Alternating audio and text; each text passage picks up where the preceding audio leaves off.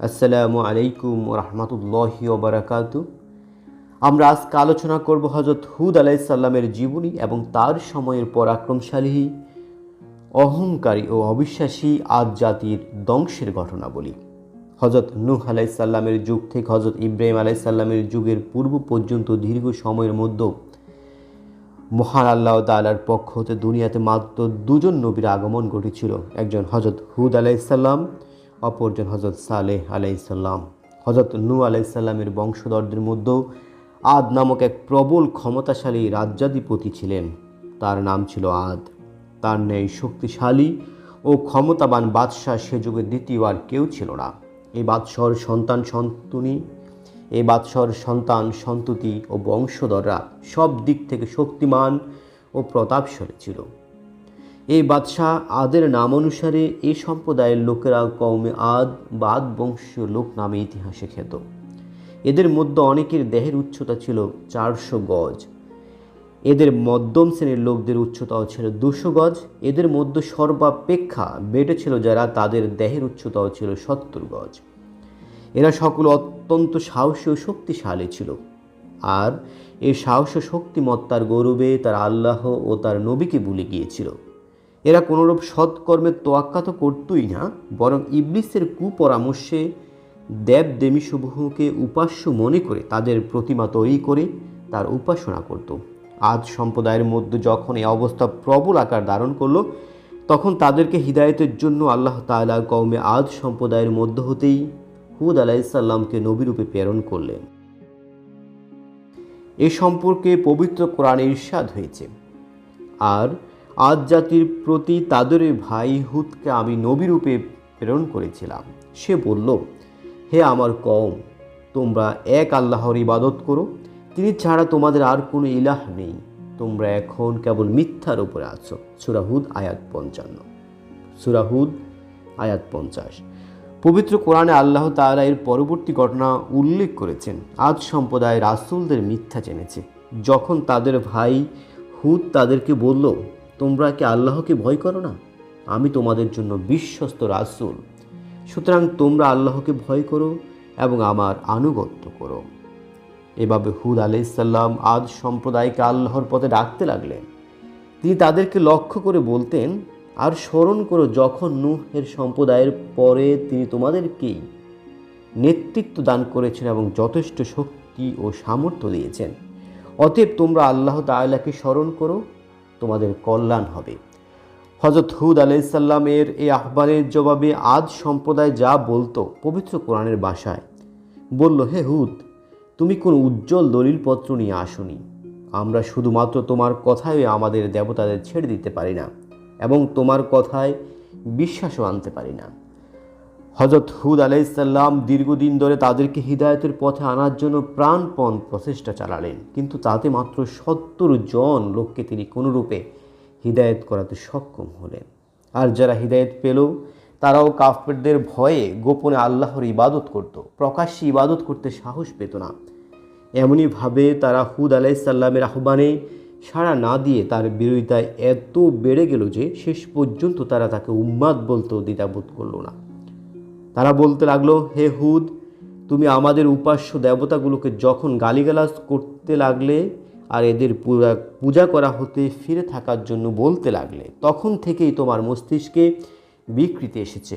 সকল দেবদেবীর প্রতিমার বদদোয়ায় তুমি উন্মাদ হয়ে গিয়েছ। তাদের এই উদ্যত্তমূলক আচরণ এমন পর্যায়ে পুষত যে হযরত হুদ আলাইহিস সালামের কথার প্রতি কর্ণপাত করতে তাদের মধ্যে আর কেউ রাজি নয় এবং তার উপদেশ ও নসিহত মনোযোগ দিয়ে শুনতেও প্রস্তুত নয়। তখন তিনি তাদেরকে বললেন, আমি আল্লাহকে এবং তোমাদের সকলকে সাক্ষী রেখে ঘোষণা করছি যে তোমাদের প্রতিমাগুলো না কারো বিন্দু পরিমাণ উপকার করতে পারে আর না অপকার করতে পারে, না আছে সামান্যতম শক্তি আর না আছে সামর্থ্য। অতঃপর তোমাদেরও তোমাদের মূর্তিগুলোর প্রতি আমার ঘোষণা, আমার কোনো প্রকার ক্ষতি করার সামান্যতম শক্তি এদের থাকলে এরা যেন আমার ক্ষতি সাধন করে। আমি আল্লাহর অনুগ্রহে সম্পূর্ণ সুস্থ, আমার মস্তিষ্ক সম্পূর্ণ সুস্থ, আমার বিবেকের মধ্যে কোনো ত্রুটি নেই। আমি শুধু আল্লাহর উপরেই ভরসা করে থাকি। সমস্ত সৃষ্টির নিয়ন্ত্রণ ভার তারই কুদরতি হাতে। তিনি জীবন মৃত্যুর একমাত্র মালিক। তিনি আমাকে সাহায্য করবেন সর্বপ্রকার অনিষ্টতা হতে। হযরত হুদ আলাইহিসসালামের ঘোষণাতেও তারা তার প্রতি ঔদ্ধত্যমূলক আচরণ হতে বিরত হয়নি। শেষ পর্যন্ত হযরত হুদ আলাইহিসসালাম পরিষ্কারভাবে ঘোষণা করে দিলেন যে যদি আদ সম্প্রদায় পন্থা পরিত্যাগ না করে আর হকের বিরোধিতা করে এবং হক থেকে বিমুখ হয়ে থাকার নীতিতে অটল থাকে তবে ধ্বংস অনিবার্য। সেদিন বেশি দূর নয় যে সময় আল্লাহ পাক তাদেরকে ধ্বংস করে ছাড়বেন আর তিনি তাদের বদলে অন্য জাতিকে দুনিয়াতে বসবাসের সুযোগ দান করবেন। আর এই আদ সম্প্রদায় আল্লাহ পাককে তার ইচ্ছা হতে বিরত রাখতে পারবে না বা তার সামান্য পরিমাণ ক্ষতি সাধনা করতে পারবে না। তিনি সবই করতে পারেন, তিনি সকলের রক্ষক, সমগ্র সৃষ্টি তার নিয়ন্ত্রণে। তিনি আরও বললেন, হে আমার কওম, নূহ আলাইহিসসালামের সম্প্রদায়ের অবস্থার প্রতি লক্ষ্য করে শিক্ষা গ্রহণ করো, খুব সতর্কতা ও হুঁশিয়ারির সাথে পথ চলো, আল্লাহ পাকের হুকুমের প্রতি মাথা নত করো, অন্যথায় তোমাদের পরিণত হবে ভয়াবহ। সে সময় অতি নিকটে যখন তোমাদের গর্ব অহংকার ধুলায় মিশে যাবে তখন শত আফসোস করেও কোনো ফল হবে না। কিন্তু তার উপদেশ, আল্লাহর প্রতি আহ্বান ও ভয় প্রদর্শন কোনোটাই তাদের উপর কোনো প্রভাব ফেলতে পারেনি, বরং তাদের উদ্ধত্ত ও অহংকার উত্তর বেড়েই চলল। ঠাট্টা, বিদ্রূপ, উপহাস দিন দিন বাড়তে লাগলো, আযাব আনার জন্য বারবার বলতে লাগলো। অবশেষে হযরত হুদ আলাইহিসসালাম বললেন, আযাবের প্রতি যখন তোমাদের এতই আগ্রহ তাহলে শুনে রাখো, আল্লাহর আযাব তোমাদের থেকে দূরে নয়, বরং শীঘ্রই তোমরা অবলোকন করবে আর তখন তোমাদের কিছুই করার থাকবে না। তোমাদের রবের তরফ থেকে তোমাদের প্রতি আযাব প্রায় পতিত হওয়ার উপক্রম, শীঘ্রই তা তোমাদের উদ্ধত্ত ও অহংকার বুলুণ্ঠিত করে দেবে। তোমাদের এ কেমন ধরনের বিবেক যে তোমরা সহস্তে তৈরি প্রতিমার পূজা করছো? এগুলো তোমাদের উপাস্য হওয়ার পক্ষে কোনো দলিল না থাকার পরও এগুলোকে নিজেদের পুজ হিসাবে গ্রহণ করেছ। আমি তো এর পরিণাম অশুভই দেখছি। তোমরা কি আমার সাথে সে মন গড়া মূর্তি সম্পর্কে বিবাদে লিপ্ত হচ্ছ যাদেরকে তোমরা বানিয়েছ এবং তোমাদের পূর্বপুরুষরা বানিয়েছে? তাদের সম্পর্ক তো আল্লাহ পাকের পক্ষ হতে কোনো প্রমাণ আসেনি। সুতরাং তোমরা আল্লাহর শাস্তির জন্য অপেক্ষা করতে থাকো, আর আমিও করছি। এরপরও তাদের আল্লাহ ও রাসূলের বিরুদ্ধাচরণ এমন চরম পর্যায়ে পৌঁছল যে আল্লাহ তাআলা তাদের প্রতি আযাব পাঠানোর সিদ্ধান্ত নিলেন। প্রাথমিক পর্যায়ে 3 বছর পর্যন্ত বৃষ্টি বন্ধ করে দিলেন। ফলে দেশে দুর্ভিক্ষ দেখা দিল, আর দুর্ভিক্ষ এমন চরম আকার ধারণ করল যে তাদের নাকের ডগায় রূহ এসে পড়ল। তখনকার যুগে প্রথা ছিল, তারা কোনো বিপদ আপদে পতিত হলে সকলে মিলে মক্কা শরীফে আল্লাহর ঘরের সামনে সমবেত হয়ে বিপদ দূর করার জন্য আল্লাহ পাকের দরবারে প্রার্থনা করত। প্রথা অনুসারে তারা নিজেদের মধ্য হতে কিছু লোককে মক্কায় পাঠালো, যাতে তারা সেখানে গিয়ে আল্লাহ পাকের কাছে দোয়া করে তিনি যেন তাদের উপর থেকে বিপদ দূর করে দেন আর বৃষ্টি বর্ষণ করেন। তৎকালে মক্কায় আমালিকা বংশের কিছু লোক বসবাস করত। তখন আমালিকা সম্প্রদায়ের প্রধান ছিল মুয়াবিয়া বিন বকর। বিন দেশের যেসব লোক মক্কা আসত তাদের মেহমানদারি আমালিকা বংশের লোকেরা করত। এই হিসাবে আদ জাতির প্রতিনিধি ও দলও মুয়াবিয়া বিন বকরের মেহমান হলো। দুর্ভিক্ষের কারণে তারা এক দীর্ঘ সময় ধরে বুখা নাঙ্গা ছিল। মক্কায় পৌঁছে ভালো খাদ্য পেট ভরে খাওয়ার সুযোগ পাওয়ায় তারা স্বীয় সম্প্রদায়ের কথা বেমালুন বলে গিয়েছিল। তাদের সম্প্রদায়ের লোকেরা যে উদ্দেশ্যে তাদেরকে পাঠিয়েছে তা তারা ভুলে গিয়েছিল। মুয়াবিয়া বিন বকর লজ্জার কারণে নিচে কিছু বলতে পারলেন না, তাই তিনি গায়িকাদেরকে কিছু কবিতা শিখিয়ে দিলেন। কবিতাগুলোর অর্থ ছিল, হে লোকেরা, তোমাদের সম্প্রদায়ের জন্য দোয়া করো যাতে তাদের প্রতি আল্লাহ অনুগ্রহ করেন। তোমরা তো এখানে ভোগবিলাসে মত্ত, কিন্তু তাদের অবস্থা খুব খারাপ ও নাজুক। গায়িকাদের মুখে এই কবিতা শুনে তারা সতর্ক হয়ে গেল এবং দোয়া করার জন্য কাবাঘরের সামনে উপস্থিত হলো। সেখানে গিয়ে দোয়া করলো। দোয়ার পর সাদা, কালো, লাল বর্ণের 3 খণ্ড মেঘ আকাশে দেখা গেল। আর তখন আসমান হতে এক আওয়াজ এলো, তোমরা মেঘখণ্ডত্রয় হতে যে কোনো একটি স্বীয় সম্প্রদায়ের জন্য বেছে নাও। তারা মেঘখণ্ডত্রয় হতে কালো বর্ণের মেঘখণ্ডটি বেছে নিল। তাদের ধারণা ছিল যে কালো মেঘে অধিক পানি থাকবে, তাই অধিক পানি লাভের উদ্দেশ্যেই কালো মেঘখণ্ড নিজেদের জন্য পছন্দ করেছিল। অতঃপর কালো মেঘখণ্ড তাদের সাথে তাদের সম্প্রদায়ের দিকে উড়ে চলল। মেঘখণ্ড নিকটবর্তী হলে তাদের সম্প্রদায়ের লোকেরা তা দেখতে পেয়ে খুব আনন্দিত হলো। কোরআনের পাকে ইরশাদ হয়েছে, অতঃপর এই মেঘখণ্ডটি তাদের জনপদের দিকে আসছে দেখে তারা বলল, এদিকে আগত মেঘখণ্ডটি আমাদের প্রতি বৃষ্টি বর্ষণ করবে। কিন্তু আদ জাতির এক মহিলা মেঘখণ্ডটি দেখে বুঝতে পেরেছিল যে এই মেঘ রহমতের মেঘ নয় এবং এটা আযাব হিসাবে জনপদের দিকে আসছে। আল্লামা আলুসি রহমতুল্লাহ আলাই এক বর্ণনায় উল্লেখ করেছেন, যার সার কথা হলো, এই মেঘখণ্ড যে আযাব নিয়ে এসেছিল, এক মহিলা সর্বপ্রথম বুঝতে পেরেছিল যে মেঘখণ্ডটি পানির পরিবর্তে অগ্নি বহন করে জনপদের দিকে এগিয়ে আসছে। পরবর্তীকালে আযাব অবতীর্ণ হওয়ার পর অন্যান্যরা বুঝল যে প্রকৃতপক্ষে এটা বৃষ্টি বহনকারী মেঘ নয়। আল্লাহ পাক ইরশাদ করেন, বরং এটা এমন জিনিস যার তড়িৎ আগমন তোমরা ছেড়েছিলে। এটা প্রবল তুফান যাতে মর্মন্তুদ আযাব রয়েছে। মেঘখণ্ড আদ জাতির জন্য শাস্তিদায়ক বৃষ্টির বদলে আল্লাহর আযাব হয়ে আগমন করেছে। ক্রমাগত 7 রাত 8 দিন পর্যন্ত ঝড় বইতে থাকে। ঝড় এত প্রবল বেগে প্রবাহিত হচ্ছিল যে আদ জাতির সুদূর অট্টালিকাসমূহ ভেঙে চূর্ণ বিচূর্ণ করে মাটির সাথে মিশিয়ে দিয়েছিল। বড় বড় বৃক্ষসমূহ চর্বিত ঘাসের ন্যায় শিকড় সহ তুলে নিক্ষেপ করছিল।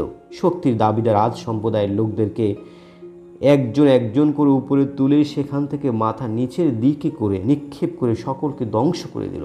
মাত্র 4000 লোক, যারা হযরত হুদ আলাইহিসসালামের অনুগত ছিল, তারাই বেঁচে ছিল। অন্য বর্ণনায় হযরত হুদ আলাইহিসসালাম যখন বুঝতে পারলেন যে আল্লাহ তাআলার তরফ থেকে আযাব আরম্ভ হয়ে গিয়েছে, তখনই তিনি যেখানে ছিলেন তার চতুষ্পার্শ্বে একটি বৃত্ত আঁকেন। তদ্রূপ মুমিনদের চতুষ্পার্শ্বে আরও একটি বৃত্ত এঁকে দিলেন। মুমিনদের কাছে উক্ত বায়ু ছিল সুশীতল বাতাসের ন্যায়। তারা এই বাতাসের সাহায্যে আরও অধিক আরাম ও সুখ ভোগ করছিল। অথচ এই বায়ুই আদ জাতিকে তাদের ঘরবাড়ি ও গাছপালা সহ তাদেরকে উপরে তুলে দূরে দূরে নিক্ষেপ করেছিল। দেখে মনে হচ্ছে যে পাথরের বৃষ্টি হচ্ছে। পবিত্র কোরআনে আল্লাহ তাআলা তাদের ধ্বংসের কথা বর্ণনা করেছেন। আর আদ জাতির লোকদের ধ্বংস করা হয়েছিল এক ধরনের প্রবল বায়ুর সাহায্যে, যা নিয়ন্ত্রণের বাইরে চলে যাচ্ছিল। আর ক্রমাগত 7 রাত ও 8 দিন এটা প্রবাহিত হয়েছিল। হে শ্রোতা, তুমি এই দৃশ্য দেখলে সেখানে ধরাশায়ী এক সম্প্রদায়কে দেখতে পেতে, যেন তারা পতিত কতগুলো খেজুর বৃক্ষের কাণ্ড। তুমি কি তাদের মধ্যে কাকে অবস্থিত দেখতে পাচ্ছ? আদ সম্প্রদায়ের প্রতি নাজিলকৃত আযাব যে কত প্রবল ছিল তা রাসূলুল্লাহ সাল্লাল্লাহু আলাইহি ওয়াসাল্লামের আমলের মাধ্যমে উপলব্ধি করা যায়। নবী করিম সাল্লাল্লাহু আলাইহি সাল্লাম যখনই আকাশ মেঘাচ্ছন্ন দেখতেন, তখনই আদ জাতির আযাবের কথা স্মরণ করে অস্থির হয়ে পড়তেন।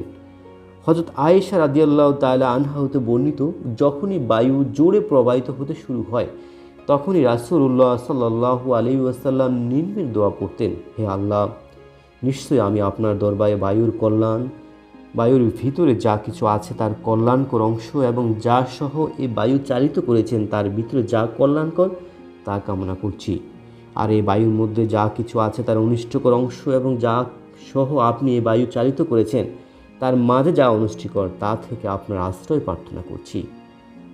আকাশ মেঘাচ্ছন্ন দেখলেই রাসূলুল্লাহ সাল্লাল্লাহু আলাইহি সাল্লামের পবিত্র চেহারা বিবর্ণ হয়ে যেত। তিনি অস্থির হয়ে পড়তেন। একবার ঘরের বাইরে আসতেন, আবার ঘরের ভিতরে যেতেন। কখন হাঁটাহাঁটি করতেন, আবার কখন বা বসে পড়তেন। বৃষ্টি হওয়া শুরু হলে চিন্তা ভাবনা দূরীভূত হয়ে মুখমণ্ডলের বর্ণ স্বাভাবিক অবস্থায় ফিরে আসত। হযরত আয়েশা রাদিয়াল্লাহু তাআলা আনহা বলেন, একদিন আমি জিজ্ঞেস করলাম, হে আল্লাহর রাসূল, আকাশ মেঘাচ্ছন্ন দেখলে আপনার এই অবস্থা কেন হয়? রাসূলুল্লাহ সাল্লাল্লাহু আলাইহি সাল্লাম জবাবে বলেন, হে আয়েশা, আকাশে মেঘ দেখা দিলে আমি তো জানি না যে এটা কেমন মেঘ। না জানি এটা ওই সম্প্রদায়ের মেঘের ন্যায় হয়ে যায় যে সম্প্রদায়ের লোকজন আকাশে মেঘখণ্ড দেখে খুব আনন্দিত হয়ে বলেছিলেন, এটা আমাদের প্রতি বৃষ্টি বর্ষণ করবে যাতে আমরা প্রশান্তি লাভ করব। এভাবেই ধ্বংস হয়েছিল হুদ আলাইহিস সালামের জাতি, কওমে আদ। হযরত হুদ আলাইহিস সালামের ওফাত ও তার কবর সম্পর্কে আরবের অধিবাসীরা বিভিন্ন দাবি করে আসছে। যেমন হাজরা মাউতের অধিবাসীদের দাবি হলো যে আদ জাতির ধ্বংসের পর হযরত হুদ আলাইহিস সালাম হিজরত করে হাজরা মাউত শহরে এসেছিলেন।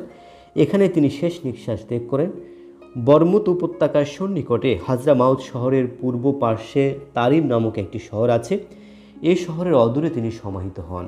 হযরত আলী রাদিয়াল্লাহু তাআলা আনহু হতে বর্ণিত আছে যে হাজরা মাউতে বালুর লাল পাহাড় নামক একটি স্থান আছে। উক্ত স্থান হজরত হুদ আলাইসাল্লামের কবর রয়েছে।